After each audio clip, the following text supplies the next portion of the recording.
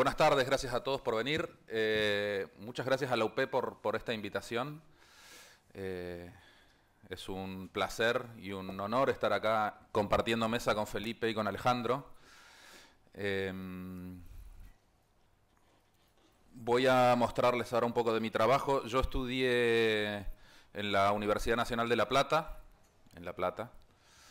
y hace 15 años que vivo en México. Mis primeros discos los hice en México. Los primeros diseños de discos los hice en México. Y es un poco lo que les voy a mostrar ahora. Una selección de mi trabajo. Como les decía, el primer disco que diseñé lo hice para una banda en México, que se llama Los Acapulco. Luego con uno de los músicos de esa banda, un día charlando, dijimos, lástima que en México no se editaban los discos que a nosotros nos gustaban. Y medio en una charla informal de bar, de cervezas de por medio, dijimos, bueno, ¿y por qué no los editamos nosotros?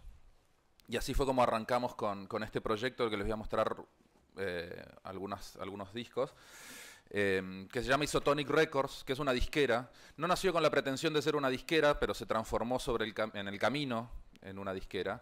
La idea inicial era editar únicamente este disco que ven acá. Este disco es del año 2000. Que era una especie de Polaroid de una escena incipiente que estaba empezando en la Ciudad de México. La cosa es que funcionó bien y se vendieron todos los discos, lo reeditamos y cuando teníamos que volver a reeditarlo dijimos, mejor hacemos otro. Y así fue como nació la disquera.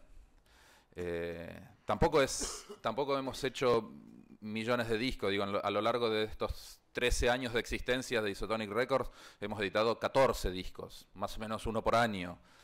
Pero eso permitió también que, como estos primeros discos eran compilados y trabajamos con bandas de distintos lugares a veces, muchas bandas empezaron a conocer mi trabajo y yo pudiera empezar a hacer más portadas de discos en relación a esta escena.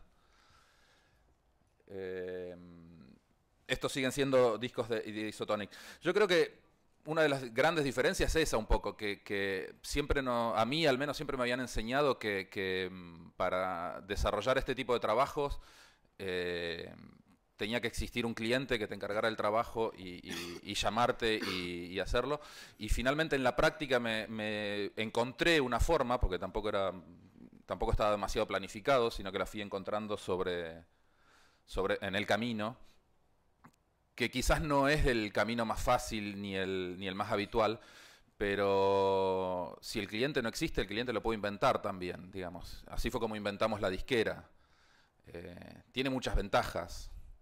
Los dueños de la disquera me tratan muy bien, me pagan muy bien, me dejan hacer lo que yo quiero, nunca me ponen un pero, entonces es bastante ventajoso. Es difícil, porque la verdad después me tuve que poner a aprender un montón de cosas alrededor de la industria del disco de las cuales no tenía ni idea. Me gusta un poco engañar al público que va a consumir un disco. No me gusta ser demasiado obvio a la hora de hacer una tapa de un disco. Y más bien es soltar ahí una serie de elementos. Esto es una banda de México, de cavernarios, que estaban haciendo este disco que se llama Camino a Varadero. Entonces yo juego un poco con un poco de gráfica cubana, de los grandes cartelistas cubanos como Antonio Pérez Ñico y así. Le robo un poco de esa imagen de sus carteles y la pongo de fondo de mi disco.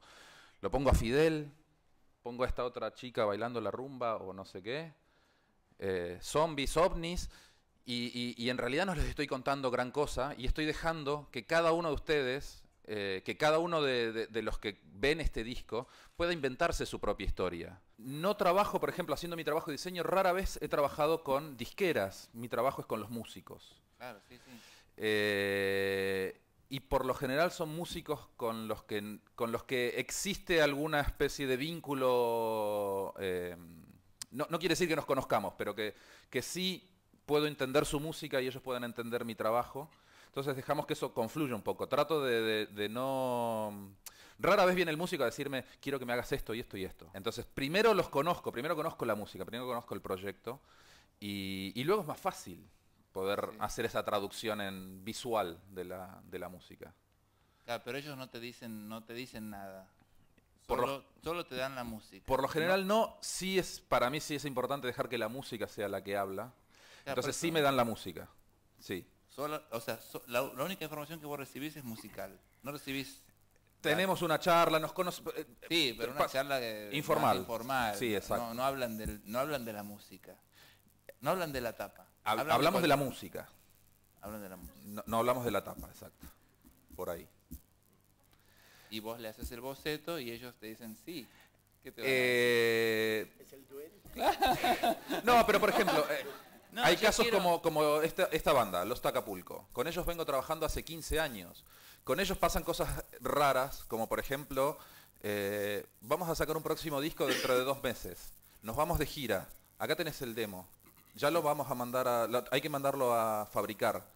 Y cuando ellos regresan de la gira, yo voy a sacar los discos de la imprenta y se los muestro en ese momento. Impreso. Impreso. Sí. No le mandas ni un mail con Pero el bueno, boceto, nada. No, porque, o sea, a esta altura, después de 15 años de trabajar juntos, ya hay cierto nivel de compromiso y de conocimiento. Un poco lo que intento hacer es convertirme durante el proceso del disco en un integrante más de la banda. Está el que toca la batería, está el que toca el bajo, está el que toca la guitarra, Claro. y está el que hace el arte. Eso es lo que me gusta de hacer discos también. No Sí. hay reglas. Claro. Cualquier regla se puede romper, cualquier ¿sabes regla se qué? puede Que como quebrar. yo me impongo reglas, por eso vos sos más libre que yo. Ponele. Sí. Está bueno, pero no es ni bien ni mal, es lo que es. O sea, eso sos vos y tu expresión y tu arte. Sí. Vos no... No, yo creo, o sea, a mí en la escuela, cuando estaba estudiando, me enseñaban que no se tenía que notar la mano del diseñador detrás de cada trabajo, que teníamos que ser una especie de Claro. transparencia Eso es perpetua. según el trabajo. Y en realidad mi experiencia lo que me ha dado es que no, que al menos, a ver, con las bandas con las que trabajo, quieren ver... Quieren vos, quieren tu Exacto, estilo, claro. exacto, quieren Sí. eso. Está bien, el 98% de las bandas con las que trabajo son bandas del circuito underground y no son bandas masivas y son bandas que me permiten también jugar con esto.